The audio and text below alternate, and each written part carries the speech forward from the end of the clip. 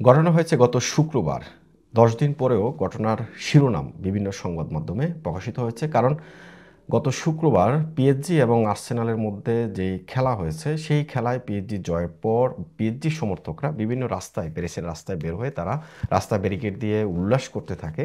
প্যারিসের শজিলি যে এলাকায় পিএসজি সমর্থকরা সেই রাস্তা ব্যারিকেড দিয়ে যখন আনন্দ উল্লাস করছিল, সেখান দিয়ে বিটিসি চালক গাড়ি নিয়ে যাচ্ছিলেন। তিনি তার গাড়ি চাপায় ৩ জনকে আহত করেছেন। শুক্রবারই তাকে গ্রেপ্তার করা হয়েছে।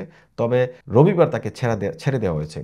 প্রসিকিউটর অফিসের কার্যালয় থেকে বলা হয়েছিল বিচারপূর্বক তাকে আটকে রাখার, কিন্তু পুলিশ তাকে ছেড়ে দেওয়ার পর আজকে রবিবার সকালে তাকে আবারও আদালতে নেওয়া হয়েছে। ৩১ বছর বয়সী ওই গাড়ি চালক, তিনি যে গাড়ি দিয়ে চাপা দিয়েছে ৩ জনকে, এই ঘটনার পরিপ্রেক্ষিতে তাকে আজকে আবারও বিচারিক আদালতে হাজির করা হয়েছে। যদিও প্রসিকিউটর কার্যালয় গত শুক্রবার তাকে বিচারপূর্বক আটকে রাখার নির্দেশ দিয়েছিল, সেই নির্দেশ অমান্য করা হয়েছে। ৩১ বছর বয়সী এই গাড়ি চালক ভাড়ায় গাড়ি চালাতেন।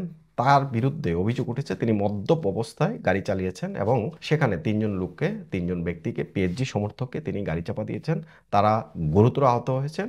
তবে জীবন মৃত্যুর সন্দিগ্ধে রয়েছেন বিষয়টা এমন নয়, তবে তারা গুরুতর আহত হয়েছেন। এই ঘটনার পর তার বিরুদ্ধে বিচারিক তদন্ত শুরু হয়েছে। তার লয়ার বা উকিল বলছে ভিন্ন কথা। তার উকিল বলছে যে তিনি সেখান দিয়ে যাওয়ার সময় যখন পিএসজি সমর্থকরা সেখানে আনন্দ উল্লাস করছিল, সেই সময় তিনি ওখান দিয়ে যাচ্ছিলেন, তবে তিনি আতঙ্কিত হয়ে পড়েছিলেন। কারণ পিএসজি সমর্থকরা যেভাবে উল্লাস করছিল এবং বিভিন্ন গাড়ি ভাঙচুর করছিল, এরই পরিপ্রেক্ষিতে তিনি সেখান দিয়ে চলে যেতে চেয়েছিলেন এবং তার যে গন্তব্য, সেই গন্তব্য তিনি অনুসরণ করতে চেয়েছিলেন। যদিও প্রসিকিউটর কার্যালয় থেকে বলছে বিটিসির একজন গাড়ি চালক যেভাবে তার আইন মানার কথা ছিল, সেই আইন তিনি অমান্য করেছেন এবং তিনি মদ্যপ অবস্থায় ছিলেন।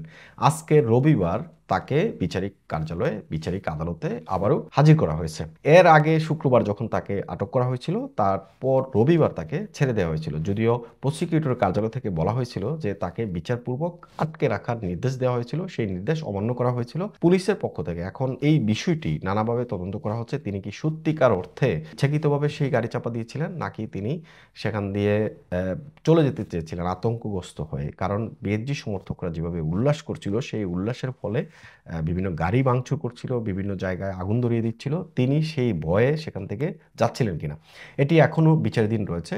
বিচার প্রক্রিয়া শেষ হওয়ার পর হয়তো আবারও যদি গণমাধ্যমের কোনো শিরোনামে আসে, তখন আপনাদেরকে আরও বিস্তারিত জানানোর চেষ্টা করব।